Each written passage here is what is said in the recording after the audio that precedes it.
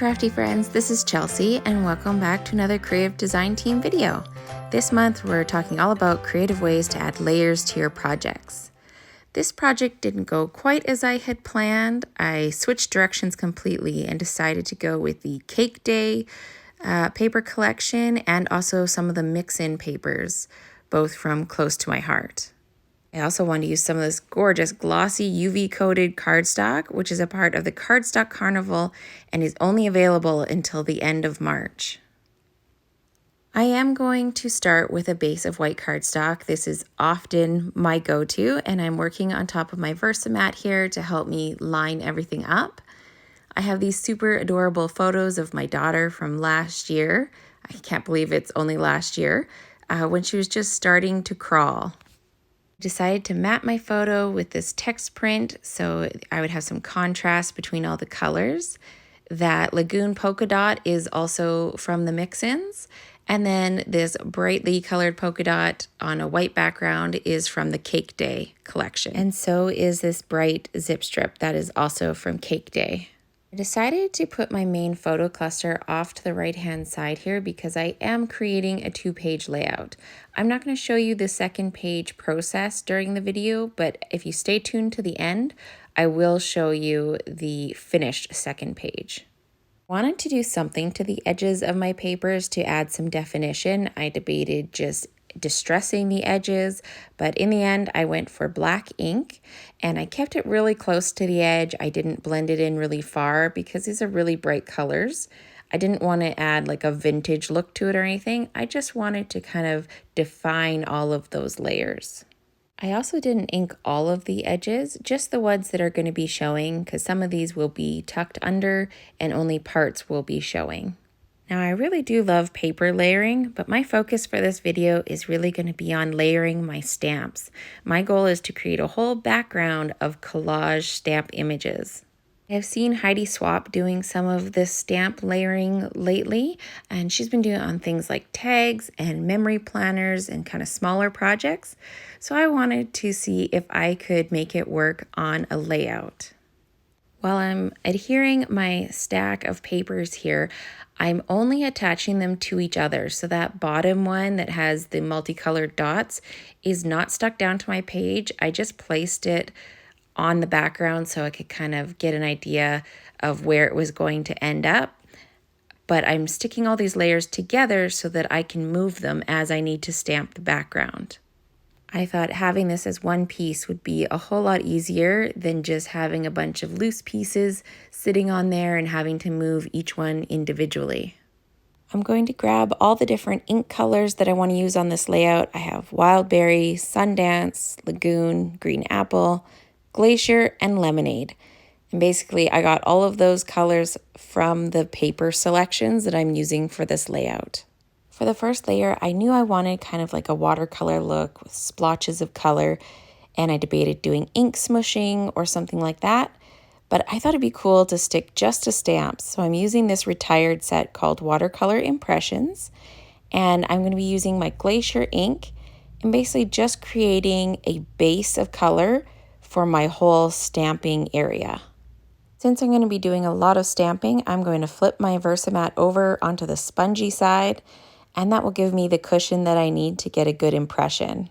If you don't have this stamp set, there is a current one called Perfectly Imperfect Patterns, and I will make sure to link that below. It also has little watercolor stamps. They're just a little bit smaller, but you would get the same effect and you just need to stamp it a few more times. I decided to add this watercolor image all the way around my photo, and I'm just rotating it and using different sides of it to get a little bit of variation in the pattern. If you don't want to stamp, you could get a similar look by doing some ink smushing, or you could use some watercolors or some spray mist and achieve a similar look. You would just want to make sure that that layer is completely dry before you move on to the rest of the stamping. And also you want to make sure you're using something that's not going to add a lot of texture. Instead of moving my photo on and off, I could have marked the corners with a pencil, and that would have made it easier for me to keep track of my stamping, which I did do on the second page. I grabbed this Beautiful Day stamp set, which is still currently available, to use this banner image. I love the look of some banners in the background. I'm using the Sundance ink, and I'm going to use both first generation, which is what I'm doing right now, is nice and bold color, and then I'm going to add a second row of the banners doing second generation, which just means stamping, inking it up, stamping off on my scrap paper, and then stamping it on my project. And it gives me two tones of the same ink. I will actually use this technique quite a bit on this. Some of the colors are fairly bold, and I didn't want all of my stamping to be super dark and saturated. Next, I'm going to use this large sunburst from the Central Park Scrapbooking Stamp Set, and I'm going to use the lemonade ink. I'm picking stamps for this. I'm looking for a variety of icons and also words and text and patterns. I also want a variety of sizes. This will help me build kind of a cohesive collage, and I'm starting off with my bigger items first and then filling in with my smaller items. I filled in the middle of that sun with the coordinating circle image from that set, and then I'm grabbing the This Happened set, which is a stamp of the month from 2019. I'm using this large kind of journaling spot to anchor my whole design, and I will be putting some smaller images and kind of layering over other images on top of it. I'm also going to add the date in that little open box that says date, using the numbers that came in that stamp set and some Lagoon ink. I'm just hoping here that I'm going to have room for my whole date. I actually just put year and month, and I was just winging it, so I was hoping it was going to work out, and it worked out perfectly. Now, as I mentioned, this is a retired stamp of the month, and if you've never heard of that before, Close to My Heart features a different stamp set every month, and you can only purchase it during that month. So when you make a $60 order, you can get it discounted and get it for $6.75, or if you're a VIP, you can get it free with a qualifying order. What a great deal is that? I find I do reach for these sets quite a bit, especially the ones with sentiments on them. If you want to know more and see the current stamp of the month, I will have a link down in my description. Wondering what that little jar is off to the right that I keep reaching for? That's where I keep my stamp chamois. It's a great way to clean my stamps, and the little jar keeps it from getting everything else all wet. I knew I wanted to add some clusters of flowers to this layout, so I grabbed this Doodled Florals set, and it has matching thin cuts, which makes it super easy to cut out, and I love the whimsical style. So I'm going to go off camera. I'm going to stamp a whole bunch of them in black ink on white cardstock, die cut them, and then I'll be back. While I'm off doing that, I have some exciting news for you guys. The creative design team has started a monthly membership community. When you join, you'll receive a weekly creative class focused on techniques, weekly tip videos, PDF handouts, a monthly challenge, and a great community of fellow crafters. Registration is only open until March 31st, and it won't reopen again until the fall. If you join now, your membership fee will never increase as long as your membership is active. We would love to have you join us. Click the link in the description box so you can find out all the details. Now back to today's project. I am using this retired Stargazer scrapbooking stamp set and this large word love from there. Even though it's a space theme set, look at all your sets for little images that might work for this technique. I also use second generation mixed berry ink because the full mixed berry is quite bright. And then I use the 321 Let's Play sentiment stamped in Lagoon. Next, I'm going to use a little camera image from the Beautiful Day set and some green apple ink. I'm just kind of playing around to see where this is going to look good. I want my design to kind of taper off and get narrower towards the bottom. There you can see I'm bringing in a cluster of those doodled florals that I stamped and die cut. And I'm just putting them there for placement. They're not stuck down. I just want to make sure that the rest of my stamping will make sense around that cluster. Sketchy Circle design is getting stamped in lemonade ink, and it's from a set called Colorful Texture. I'm adding 3 different sizes of hearts from that same stamp set. That first heart was done in the Sundance ink, and now I'm going to use the smallest heart with second generation mixed berry. And then up in that top circle, I'm going to use second generation mixed berry on the medium heart. and first generation mixed berry on the little heart. This set also has some words in it, so I'm grabbing the word best and stamping that in Lagoon to fill out that little yellow circle. This stamp is a retired one called My Story, and I love the tiny little words and phrases in it. I'm stamping way cool, yeah, awesome, and I'm in love, just to kind of help this whole collage area taper off. I added more leaves and things to my cluster there so that I could see exactly where I should stamp. I didn't want to end up covering up those words with my flowers. I went back to that Beautiful Day set and grabbed the cloud. I thought some clouds up at the top around the sun would look really cool.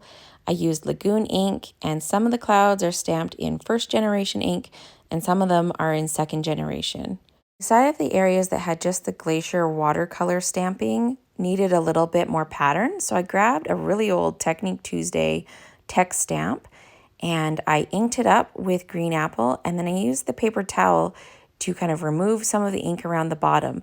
Otherwise, this stamp's in a perfect rectangle and I didn't want that. I wanted it to fade off towards the bottom. You can see I did jump around in my design. I didn't have a plan for this. Basically, I would stamp one image and then make my next decision and then make my next decision.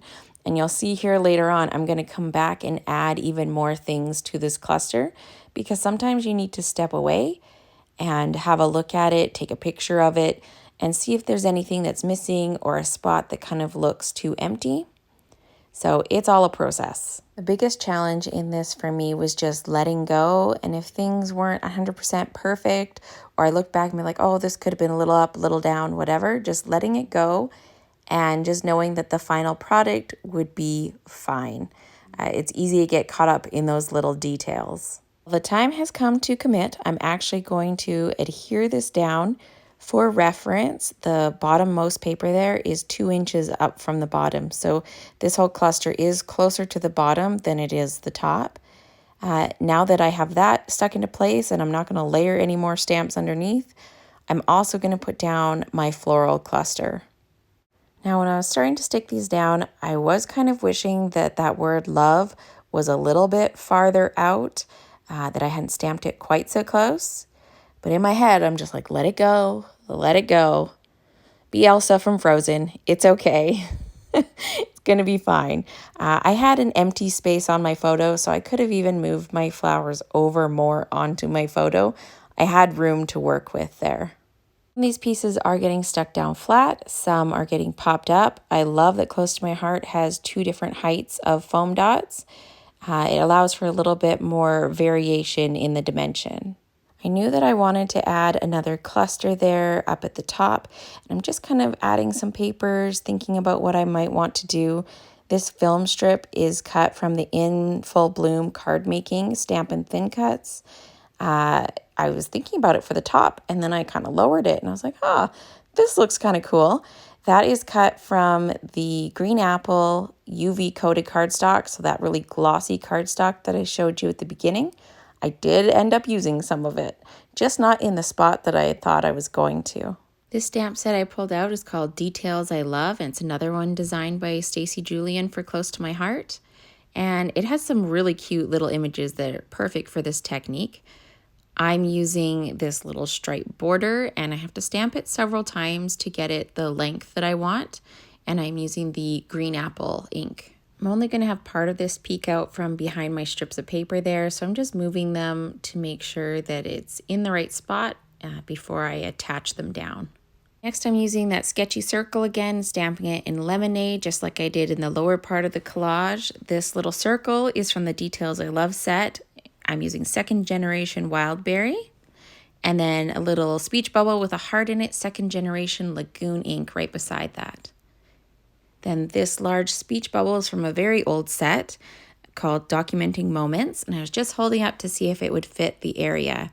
I decided that's going to work for me, so I am using the Sundance ink. So I'm just going to stamp that over top of the images I already had there, and then I'm going to continue to fill this area with words and little images. The word laugh is stamped in lemonade, and then I'm going to stamp You Make Me in Lagoon. I decided to repeat that floral element, so I'm going to add a flower and leaf, and then I'm going to stamp a couple of leaves right onto the page, all with black ink. I couldn't decide when I was starting this cluster if I should repeat the Glacier watercolor pattern, but now that I have it somewhat done, I decided it needs that background. So I'm actually taking the smaller watercolor pattern stamp from the Perfectly Imperfect pattern set, and I'm just filling in that area. It layers great over the other inks, not a problem. I did decide later to add a little bit more Glacier in that top left corner, but for now this is where I left it. After attaching that green film strip piece into place, I'm using a little splatter stamp from Perfectly Imperfect, and I'm going around and adding little Glacier splatters all around the outside of my watercolor stamping. I had debated adding some real splatters with some mist, but I thought I would try this first and see how I liked it, if it was bold enough, if it added enough splatter. You'll see in the end I did come back in with some of the gloss spray in Turquoise and added some bigger splatters. Stamp like this is nice though if you're intimidated by splattering inks or you don't like to have it kind of out of control. I couldn't resist adding a butterfly. This beautiful butterfly is from the Bloom Cardmaking Stamp and Thin Cuts. I did it just in black, no coloring or anything, and I love how that looks. Now, after I placed that butterfly, I had to take a break. That's what happens when you have a toddler. Your time is limited. So I had to take a break and come back to this. And when I did, I saw a few things I wanted to fix. I added a little bit more to my cluster of the flowers, and then I saw some places where I wanted to add more stamping.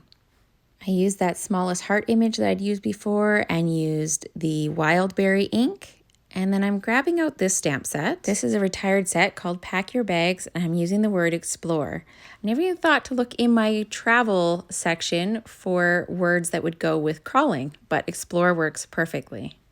And then of course, back to that Perfectly Imperfect set again. There's some cute little kind of sketchy looking images, and I have a row of hearts here. I'm stamping them at the top there with Lagoon ink, and then I'm going to repeat that below the speech bubble. And then switching ink colors, I'm going to use the Sundance color down there at the bottom. And I did mask it off because there was just a few too many hearts, and I didn't want it to be longer than my words, so I masked it off. And then I'm stamping one more time, this time with wild berry ink right below the word remember. Going back to the This Happened Stamp of the Month set, I'm taking those little images, the arrow and the little X, and I'm going to stamp the arrow in Sundance and the little X up there in Lagoon. I was basically just trying to fill in any little holes that I saw. I'm going to add that X 2 more times down in the bottom collage area, this time with green apple ink. I do like to repeat some elements so they kind of go through the whole design. I didn't worry about that too much, but I do have a couple things that repeat. You saw me mixing up my turquoise gloss spray, and I'm just masking off my photo and my background so that I don't get the spray anywhere. This stuff dries permanently on whatever it falls on. So usually I would put it into like a misting box, but I wanted to keep it in front of the camera and easy for you guys to see. So I'm just masking off with some paper, and if I get it onto my backdrop or anything or onto my mat, I'm just quickly wiping it off before it has a chance to dry. It has been suggested to me in the past that I should splatter before my layout is finished, like at the beginning process of my layouts, but I just can't do that. I know you need to mask off your photo and sometimes you get it where you don't want it to be, but I just can't think that far ahead. It is always one of the final steps for me. Those will be my final little additions to this page. I think it's finished. I'm going to stop there. Of course, you could keep layering and layering as much as you wanted to, but I want to still leave some white space on my layout. I'm so happy with how this turned out. I did overlap a lot of my images to make it a little bit more cohesive. Using second generation stamping is a great way to make some things lighter and some things darker. And now I'm going to show you the coordinating second page that is going to go into my album. I do usually make double page layouts, but that is a lot to show in one video, especially with so much stamping like this. But I wanted to show it to you, so in case you like making double pages, it gives you some inspiration. I did repeat some of the images from the left page on the right page, and of course I added more florals and more butterflies. I kept all the same layering of the papers so that it would be cohesive and go smoothly from the left to the right.